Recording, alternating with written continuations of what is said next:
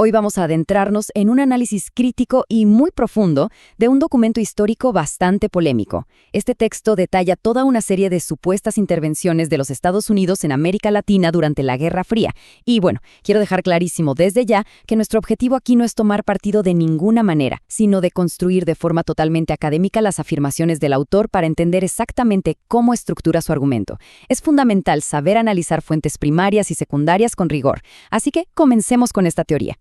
Vamos directo al grano. El documental arranca sin ningún rodeo, lanzando esta afirmación sumamente contundente sobre el golpe de Estado en Guatemala en 1954.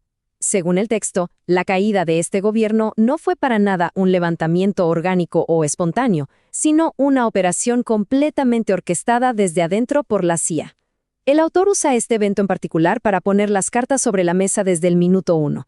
Es básicamente un ancla, un gancho analítico para captar nuestra atención antes de darnos el panorama histórico completo. Para desmenuzar toda esta tesis, aquí tenemos nuestro plan de estudios para hoy. Primero, revisaremos el caso de Guatemala. Segundo, pasaremos a la doctrina de seguridad nacional. En tercer lugar, hablaremos de la Escuela de las Américas. Y finalmente, cerraremos con lo que el autor llama el sistema de control. Empecemos entonces con la primera sección, el caso Guatemala. Vamos a explorar cómo este documento plantea que lo de 1954 no fue un simple incidente aislado en los libros de historia.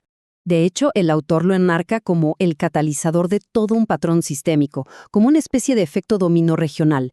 El documento traza una línea directa que va desde Guatemala hasta el resto de Sudamérica y argumenta que hubo intervenciones idénticas cayendo en cascada durante los siguientes 30 años. Miren esta cronología. Pasamos por Brasil en el 64, luego Bolivia, de ahí a Chile y Uruguay en el 73, hasta llegar a Argentina en el 76. La fuente es categórica aquí. Dice que este colapso de gobiernos no tiene nada de coincidencia, sino que es literalmente la repetición exacta de esa misma fórmula inicial.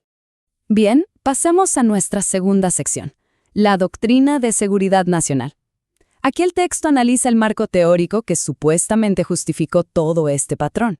Este marco se origina en 1947, con la creación del Consejo de Seguridad Nacional y la CIA, y el punto central es que, según el texto, esta doctrina impuso una visión del mundo estrictamente binaria. Básicamente, o estabas de un lado o del otro.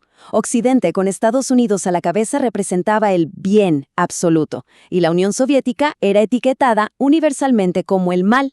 Bajo esta óptica tan rígida, el documento afirma que cualquier gobierno latinoamericano que no se alineara automáticamente con Washington pasaba a ser visto con muchísima sospecha. Y esto nos lleva a uno de los conceptos más importantes de toda la teoría del autor, el enemigo interno. Es vital mantener la distancia analítica aquí y notar la inmensa amplitud de esta etiqueta. Según la fuente, este enemigo ya no era un ejército cruzando una frontera. No, podía ser literalmente cualquier actor cívico común y corriente. Un líder haciendo reformas agrarias, un sindicato pidiendo mejores sueldos o un estudiante universitario leyendo a Marx en la biblioteca. Todos sospechosos.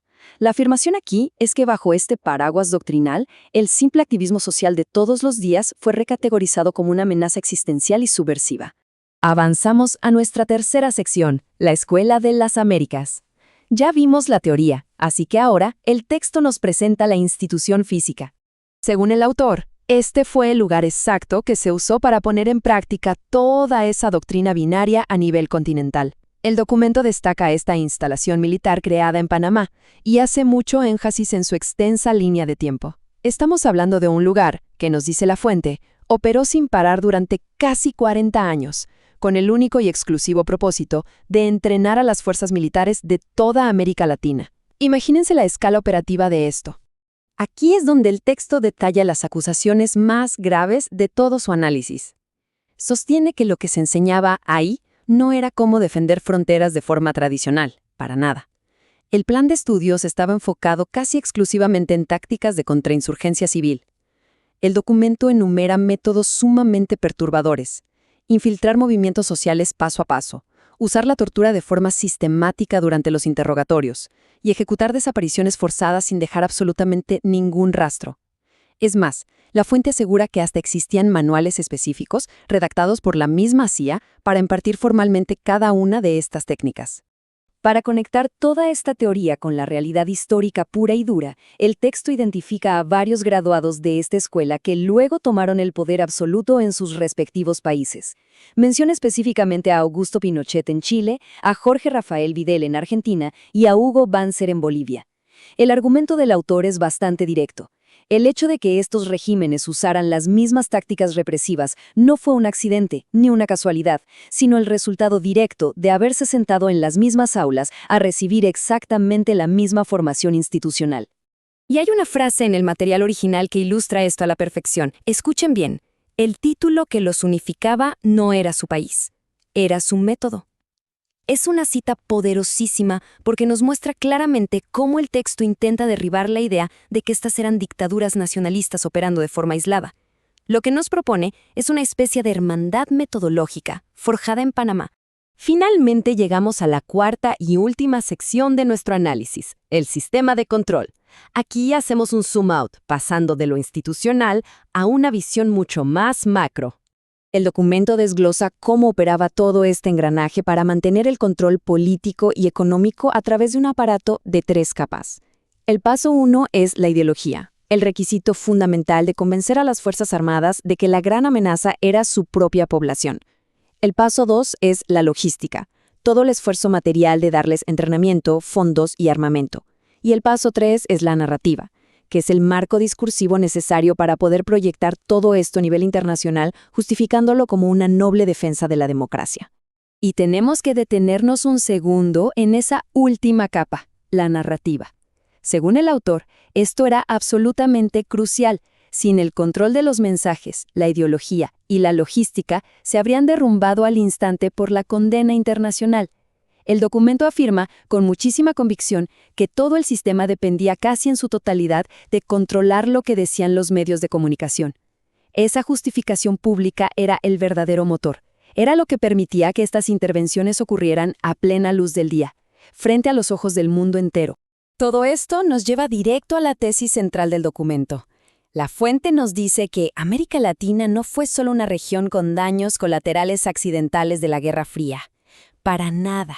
El argumento es que fue un laboratorio deliberado, el campo de pruebas principal a nivel global para ensayar golpes de Estado, sistematizar cómo se hacía la represión masiva a nivel de Estado y perfeccionar estratégicamente el arte de la propaganda política.